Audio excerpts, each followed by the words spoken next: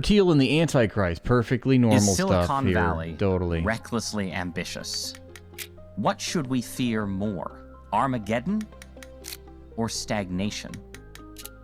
Why is one of the world's most successful investors worrying about the Antichrist? My guest today is the co-founder of PayPal and Palantir, and an early investor in the political careers of Donald Trump and J.D. Vance. Peter Thiel is the original tech-right power player, well known for funding a range of conservative and simply contrarian ideas. But we're going to talk about his own ideas, because despite the slight handicap of being a billionaire, there's a good case that he's the most influential right-wing intellectual of the last 20 years. Are you also going to suck his dick on camera, live? Because it sounds like that's where this is going. Notice that he wants to talk about the Antichrist. Didn't I tell you that people like Peter Thiel, they like to engage in this religious ideology and this religious fantasy as a way of pretending about their world? Billionaires like to play pretend, guys. Peter Thiel, welcome to Interesting Times. He does not. He looks not well. Thanks for having me. You're very welcome. Thanks for being here. So I want to start by taking you back in time about 13 or 14 years. You wrote an essay for National Review, the conservative magazine, called The End of the Future. And basically the argument in that essay was that the right-wing intellectual, you got me there. Dynamic, fast-paced, ever-changing modern world was just not nearly as dynamic as people thought. And that actually we entered a period of technological stagnation, that sort of digital life was a breakthrough, but not as big a breakthrough as people had hoped, and that sort of the world was kind of stuck, basically. Yes. And you weren't the only person to make arguments like this, but it had a special potency coming from you because you were a Silicon Valley insider who had gotten rich in the digital revolution. So I'm curious, in 2025, right, do you think that diagnosis still holds? Yes, I still broadly believe in the stagnation thesis. It was never an absolute thesis. So the claim was not that we were absolutely completely stuck. It was in some ways a claim about that the velocity had slowed. It wasn't, zero, but that we were, I don't know, from 1750 to 1970, 200 plus years were periods of accelerating change where we're, relentlessly, we're moving faster. The ships were faster, the railroads were faster, the cars were faster, the planes were faster. It culminates in the Concorde and the Apollo missions, and then that in all sorts of dimensions, things had slowed. There was, I always made an exception for the world of bits. So we had, computers and software and internet and mobile internet. And then, the last 10, 15 years, you had crypto and the AI revolution, which I think is in some sense pretty big. But the question is, is it enough to really get out of this generalized sense of stagnation? And there's an epistemology. I'll go ahead and wager a guess. The answer is no. That's because you're complaining that capitalism is in its latest stage and it's in decay, and you're upset about that.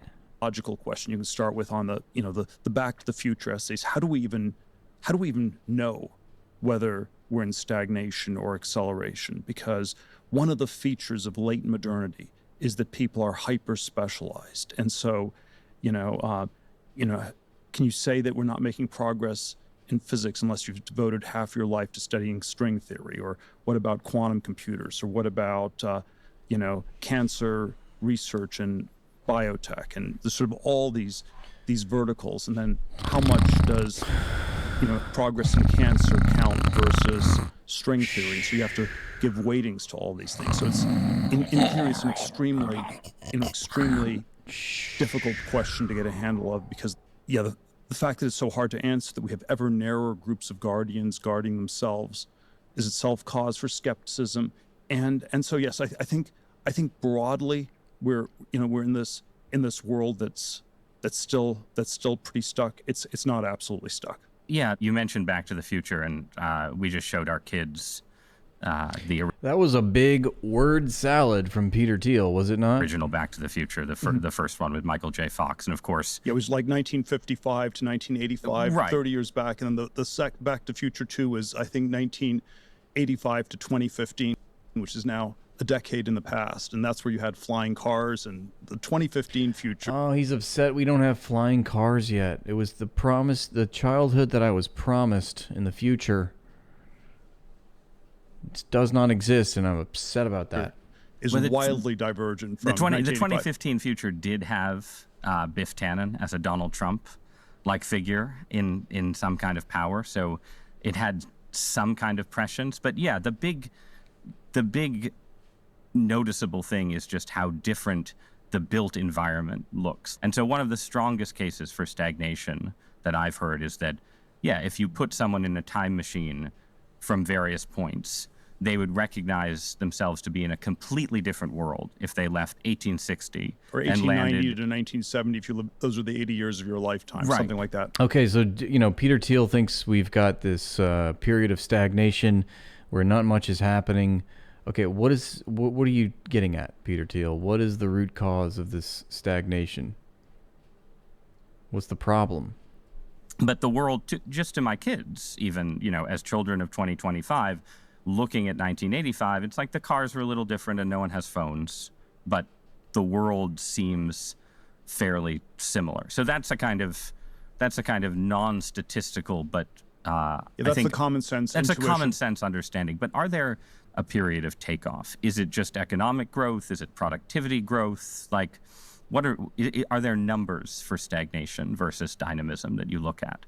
Sure, it would be. Well, the economic number would just be how. What are your living standards compared to your parents? If you're a 30-year-old millennial, or how are you doing versus when your boomer parents were 30 years old? How did they do at the time?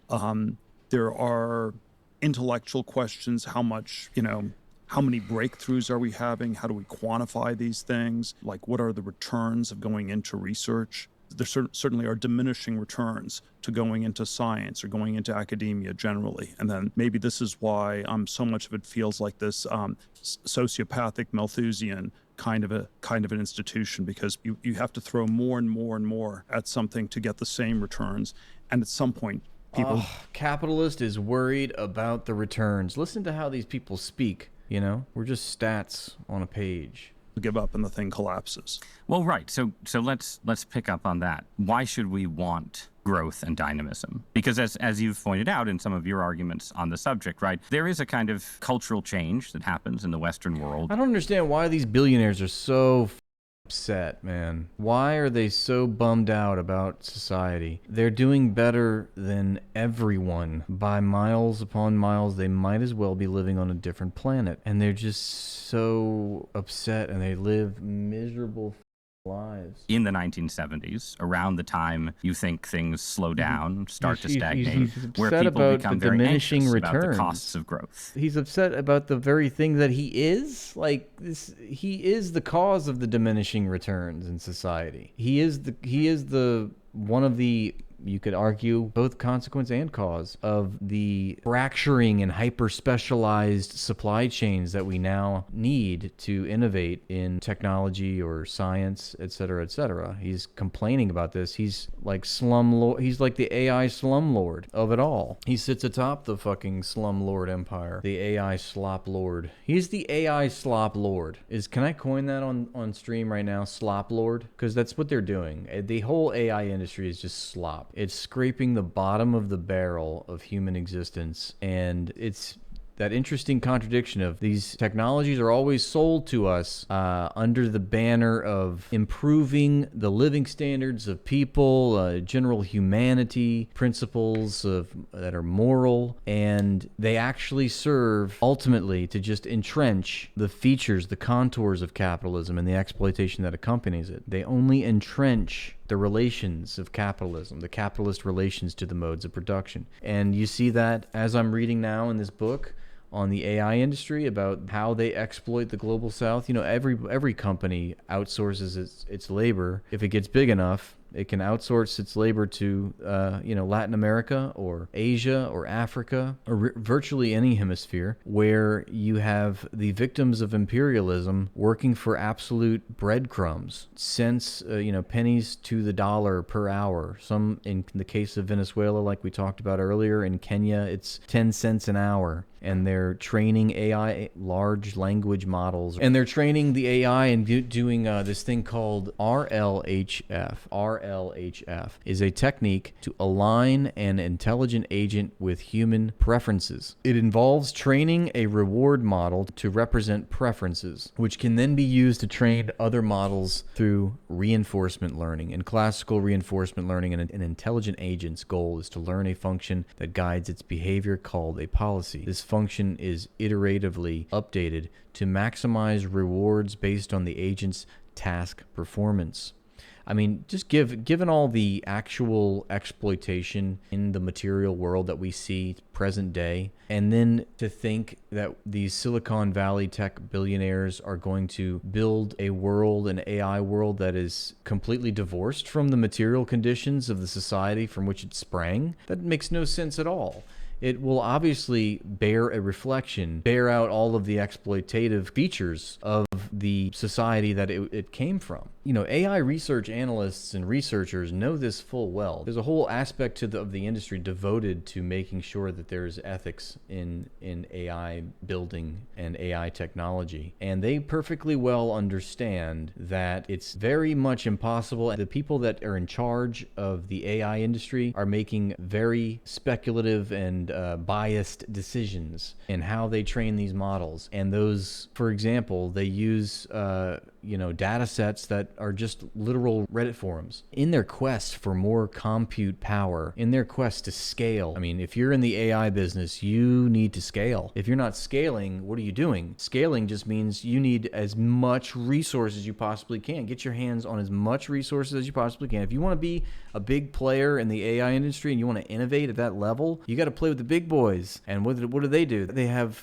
access to so much resources that they can scale these models to insane amounts and through insane amounts of computational power that they produce something that's they don't even know what they're going for, but they just think that there's a scaling law. It's just a baked in law of nature within the AI industry that you have to scale it out, and you don't know what's going to happen, but you have to get your hands on as much resources and computation that you can. And that's why, the only reason that a company like OpenAI, ChatGPT, was able to be innovated is because they had a contract with Microsoft, and they were able to train their latest ChatGPT iteration, the one that went viral. They were able to use a Microsoft supercomputer that had equipped with it 18,000 NVIDIA GPU A100s, which is the best graphics card you can get on the market. And they had 18,000 of them to run these data sets and do all this computation. And, to train one neural network, like on average, not even the monstrosity that Microsoft /OpenAI trained for its ChatGPT model, the one that went viral, just a bare bones general use one, average, like across the industry, it takes the equivalent of 4,380 some odd round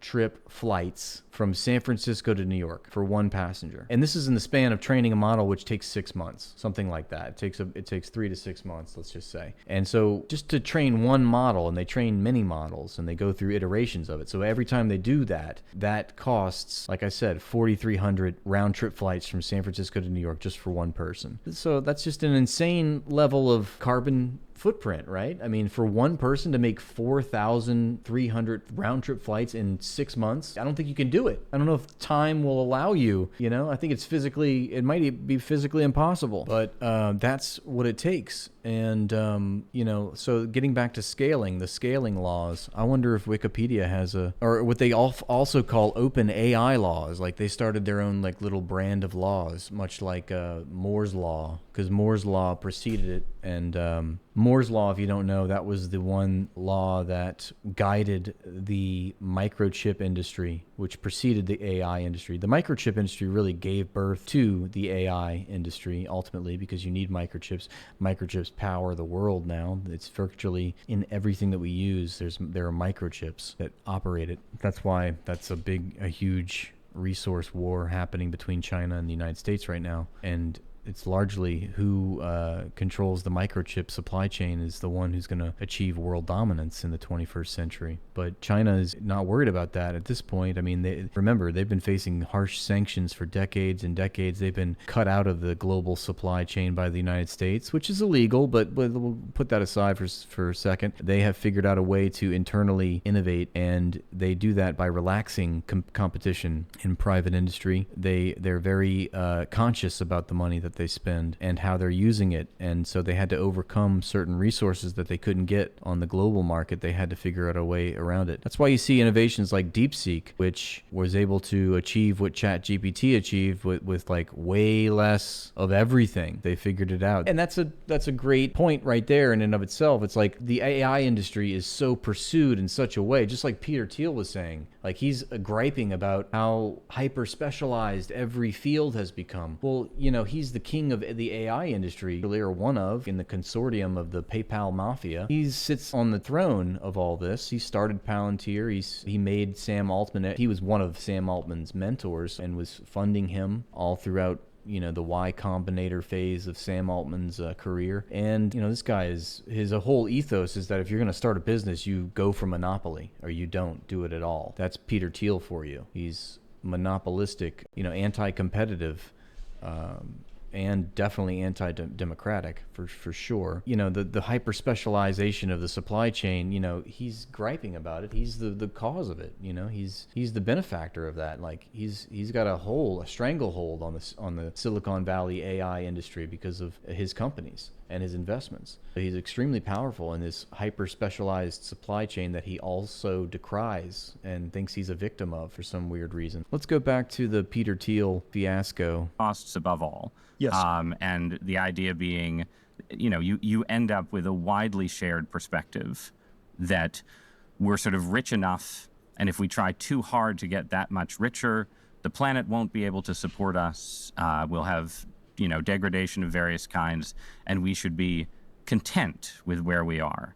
So what's wrong with that argument? Well, I think there are deep reasons the stagnation happened. So, there are always three questions you ask about history. What actually happened? And there's a question you get to, what should be done about it? Never ask a capitalist to give you a history lesson, okay? You don't do it. Also, this intermediate question, why did it happen? People ran out of ideas. I think to some extent, the institutions degraded and became risk-averse, and sort of these cultural transformations we can describe. But then I think to some extent also people had some very legitimate worries about the future, where if we continue to have accelerating progress, were you accelerating towards environmental apocalypse or nuclear apocalypse or things like that? But I think... I mean, that's the least crazy thing I've heard. That's the first thing I can say, okay, I agree with you on that. That's the twin existential crisis, environmental or nuclear catastrophe. Okay. If we don't find a way back to the future, I do think the society... I don't know, it unravels. Because everything's a movie, right, Peter Thiel? It doesn't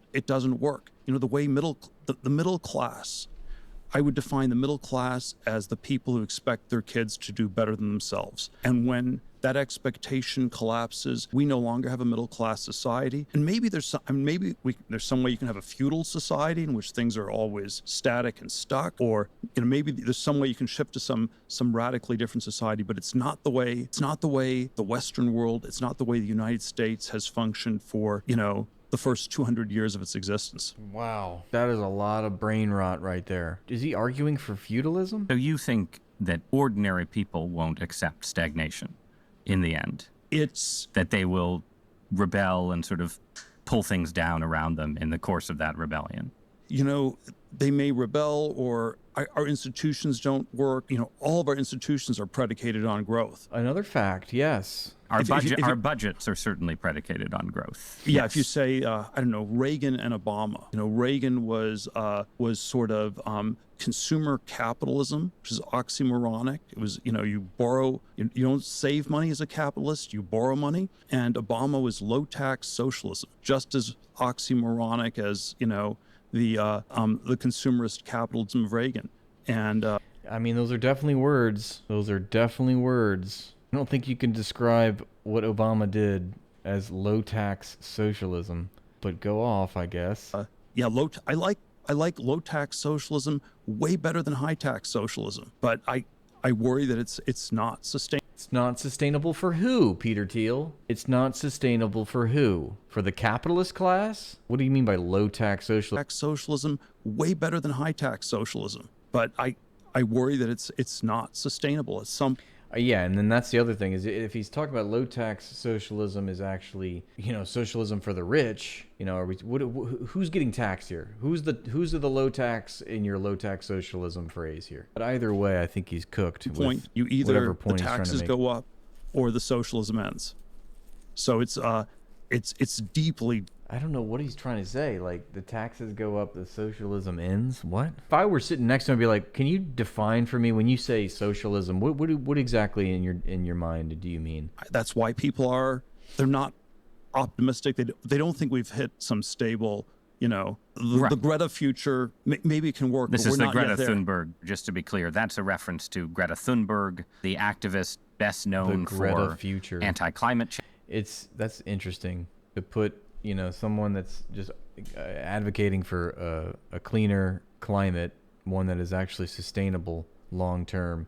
That's the Greta future. That's not the future of the human race. It's just, we're going to whittle it down to just one person. Change protest. Typical capitalist logic. Who, to you, I would say represents a kind of symbol of a anti-growth, effectively authoritarian, environmentalist dominated future. There's that buzzword. We love it. We knew this guy was baked into the brain rot of Peter Thiel. Yes, the authoritarian environmentalists. Those pesky authoritarian. They have all the authority, and they wield it so authoritarian-like. Sure, but we're not there yet. We're not there yet. It'd be like a very, very different society if you really actually stuck. lived in a kind of degrowth, small Scandinavian villages. I'm not sure it'd be North Korea, but what is Peter Thiel's carbon footprint? When we talk about degrowth, what does that look like? It means people like Peter Thiel can't take a private jet flight. They take private jet flights like Ubers. It's like, sorry, you can't have your mega yacht. The whole socialist critique is that there is a minority class of parasites who are on a different scale. I mean, talk about that word scaling. Their carbon footprint has scaled and eclipsed, large swaths of entire populations, and when you speak of degrowth, from environmentalists, we want to take their consumption habits away from them, their consumption levels to go down. Obviously, that's an infringement on Peter Thiel's rights. But it would be super oppressive. It'd be super oppressive if we did that for Peter Thiel, meaning that he could not go sail his mega yacht to Turks and Caicos this year, or buy that third private jet. One thing that's always struck me is that when you have this sense of stagnation, a sense of decadence, right, to use a word that I like to use for it in a society, you then also have people who end up being kind of eager for a crisis, right, eager for a moment to come along where they can radically redirect society from the path it's on. Because I tend to think that in rich societies, you hit a certain level of wealth, people become very comfortable, they become risk averse, and it's just hard. It's hard to get out of decadence into something new without a crisis. So the original example for me was after September 11th. There was this whole mentality among foreign policy conservatives that we had been decadent and stagnant, and now is our time to, wake up and launch a new crusade and remake the world. And obviously that ended very badly. But something similar. But it was Bush 43 just told people to go shopping right away. So it wasn't anti-decadent enough for the most part. So there was some neocon foreign policy enclave in which people were LARPing as a way to get out of decadence. But the dominant thing was Bush 43 people telling people just to go shopping. So what risks should you be willing to take to escape decadence? When you think of Bush 43, like, obviously the outrage is like that he just told people to go shopping. It's not that he killed 1 million Iraqis. Oh no. Like there's a danger here where the people... Your brain's about to leak out of your ears listening. I know.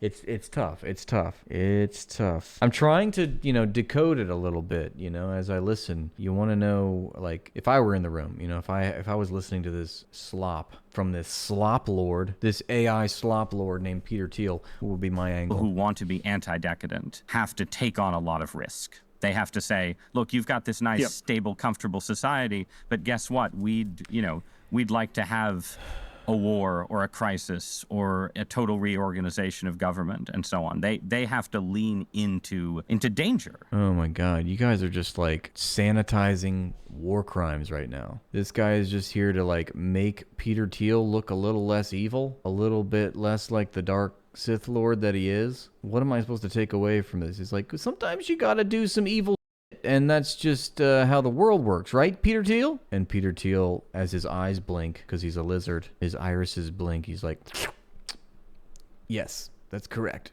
Slither, his like little snake-like tongue, like hits his eye and cleans his eye.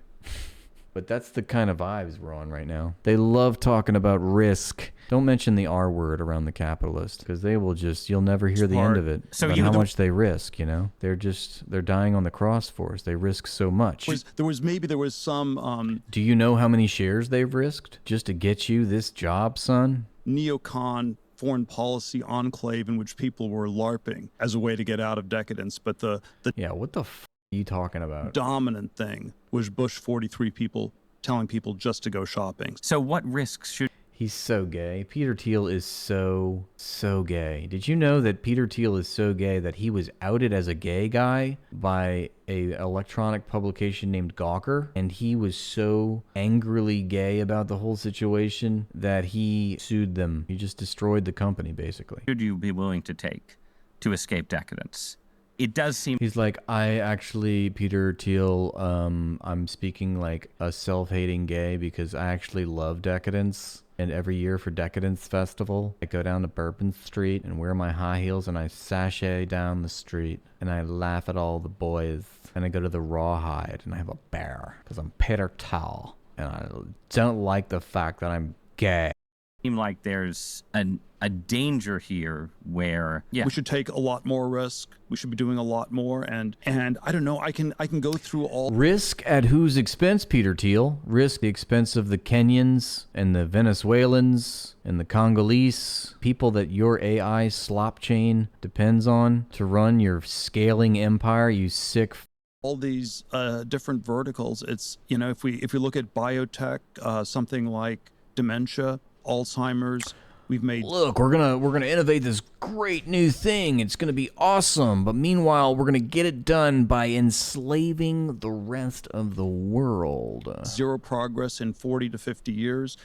People are completely stuck on beta amyloids. It's obviously not working. It's just some kind of a... Yes, let's talk about beta amyloid in the age of the genocide. Stupid racket where the people are just reinforcing themselves. And so, yes, we need to take way more risk in that department. Well, I want to ask. You heard it here first, folks. Breaking news. Peter Thiel says we've got to take way more risk in the amyl nitrate department. What was it called? Beta thyroid?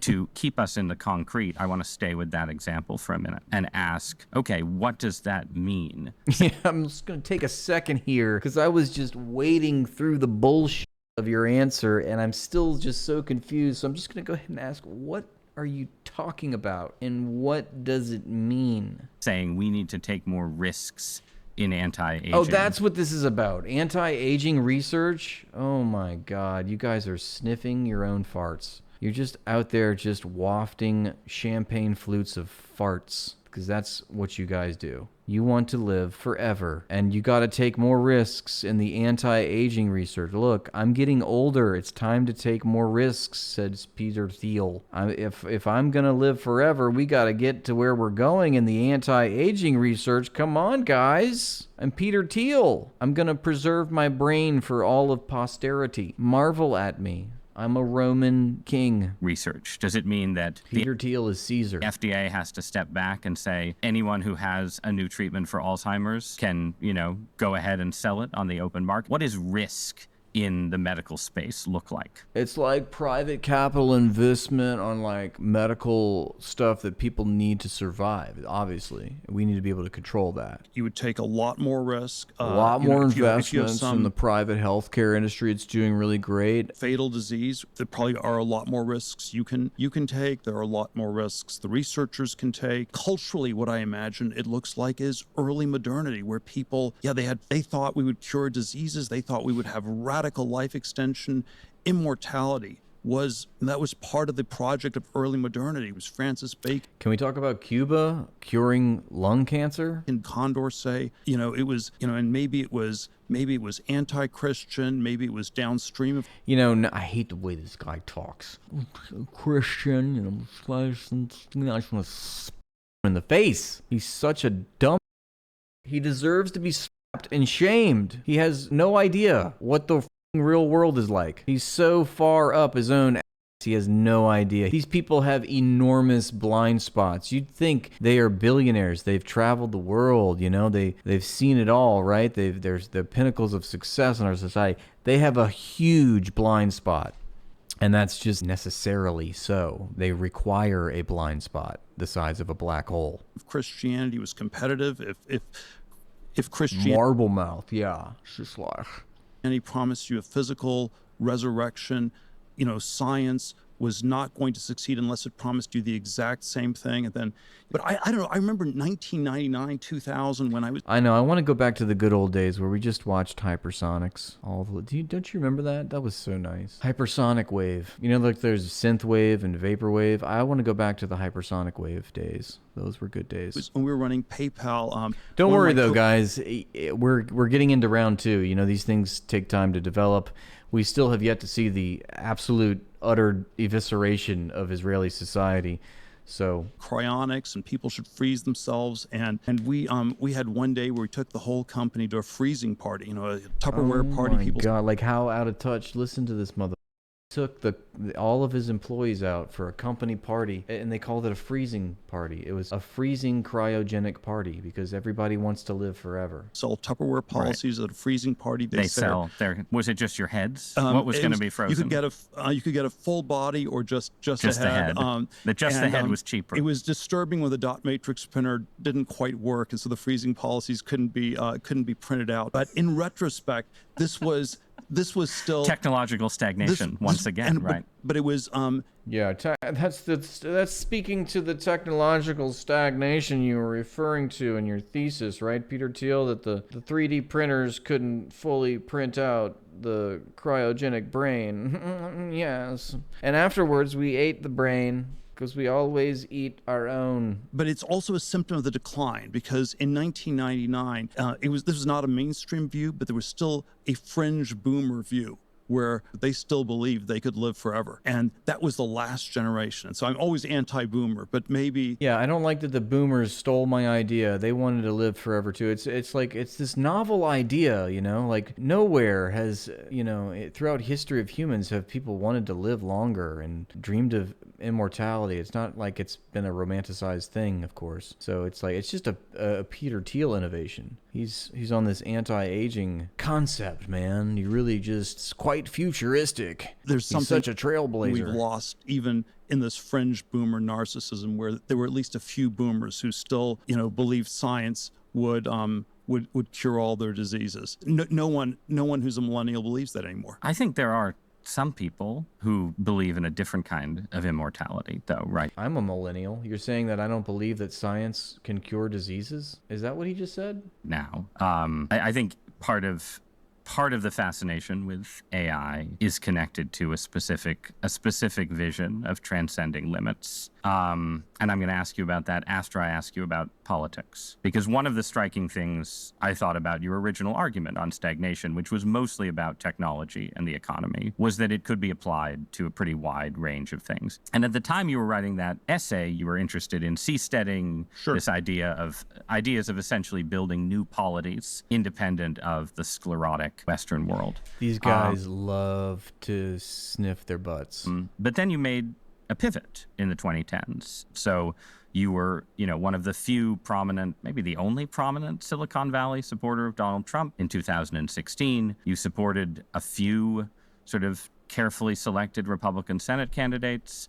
One of them is now the Vice President of the United States. And my view as an observer of what you were doing was that you were basically being a kind of venture capitalist for politics, right? You were saying, here are some disruptive agents who might change the political status quo, and it's worth a certain kind of risk here. Is that how you thought about that? There were all sorts of levels. I mean, one level was these hopes that we could redirect the Titanic from the iceberg was heading to, or whatever the metaphor is, really change course as a society. Maybe at least have a conversation about this. When someone like Trump said, "Make America Great Again," okay, is that a positive, optimistic? Dude, yeah, he's insanely boring. That's why I'm really trying to pay attention to his words, though, to see what is he actually saying. But yes, definitely very boring. Ambitious agenda, or is it merely, a very pessimistic assessment of where we are, that we are no longer a great country? And I didn't have great expectations about what Trump would do in a positive way, but I thought, at least for the first time in 100 years, we had a Republican who was not giving us this syrupy Bush nonsense. I thought that capitalists hate the government. I thought their whole ethos is the free market, and they don't want anything to do with the government. And it's not important what the government is doing. The government should just disappear. But yet, why are they so obsessed with controlling the government?